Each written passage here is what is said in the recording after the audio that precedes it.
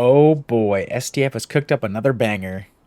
I think the Dark and Darker game will survive if they keep on this track. So basically, let's go over some of the general changes for the game. Step one, the patch has been reverted essentially to what was Season 5, give or take with a few changes. The stats on gear now function exactly like they did in Season 5, where you can basically roll move speed on boots and you can roll stats on rings and stats on other pieces of gear like jewelry and weapons. So basically, we're at Season 5 stat patch for stats wise. Keys in game no longer can be taken out of the dungeon, which means they are no longer being able to be used as gold storage. This makes people run the keys. This means that later on in the game's cycle, although it's only a short wipe, there should be way more unique named items in the game for floating around for fun. So the dungeon should feel way more lively and poppin' with cool gear for you to fight and to use.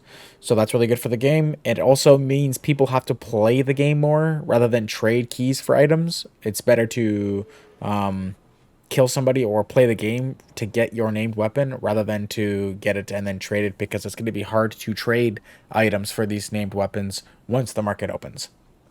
Gemming is back. It still functions kind of like Season 5's gemming. However, you cannot gem any piece of gear with diamond gems anymore. So there's no getting flat stats. So flat stats are most valuable on items now. The You can trade your gems up now for any particular rarity, provided you have a diamond. So diamonds basically get converted any rarity to whatever rarity of another gem you want. Unfortunately, this is a really cool idea. However, I also wish they would have just added the ability for me to combine my 3 lower tier gems into a gem of 1 tier higher. So 3 blues gives you an epic, etc., etc. But overall, really good change. We love to see that. The mummy is still here, so you can still do some gambling for in-game. In general, I think the loot is probably better this way. You can still get all the true like you used to be able to, so all the people that were complaining about no true is back in the game for you. And so is Magic Heal. Now, Magic Heal, gemming is still one, and I don't think you can get multiple rolls of Magic Heal as far as I'm aware on any piece of gear. So that means the actual crafted Magic Heal gear is really good right now. But I don't think I've seen Magic Heal roll over one over any piece of gear. As you can see, I got a couple with just one. I don't think I've ever seen it roll two, and I've been playing for a couple days now. So Magic Healing only rolls one, but you can roll it on more pieces of gear now. Then the next and final change is basically they changed how the queue system works.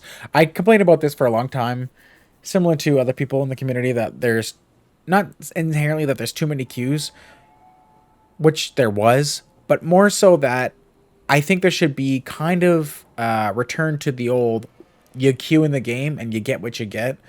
Now, I like the separation of the player modes, but I think for solos, I think like solos non-high roller should be one queue on any map. Kind of like this, which is what they've done now. So you can pick any map as long as you're playing PvE mode. But I think this PvP normals mode should be one queue only on all the maps as well, which sounds kind of cringe, but I don't think that you need to be playing solos. Maybe they could just do solo duo or maybe just solo trio. I don't think you need to be playing like the normals modes that much in that context. And then obviously for high roller, you just get to pick high roller. That's it. There's a hidden map rotation and you pick your 3 queues. I don't know if I'm inherently against being able to pick your own map for solos. I mean, for normals, I think maybe they should do just 2 queues, normal, or 3 queues total. So it's like PvE if you're really, really, really learning the game, normals, and then high roller. And I think it should be on a map rotation. But this makes the game feel 300 times more lively than it ever has felt in the last while. Now, granted, there's a lot of players that have come back just for the solo self-found aspect of the game. So like that's another reason why the game is kind of popular, but I don't think the game has been bad, even when they removed all the stats for a long time. I think people that left for whatever reason they like to. Not whatever reason like to, but the people that left because they really just wanted to have like a really good looting system. But I don't think the gear in the game, whether or not you're rolling stats or finding some holy grail item is that important to how the game feels when you play it. As long as the game felt good to play while you're actually fighting, I was fine with it. I know a lot of people weren't.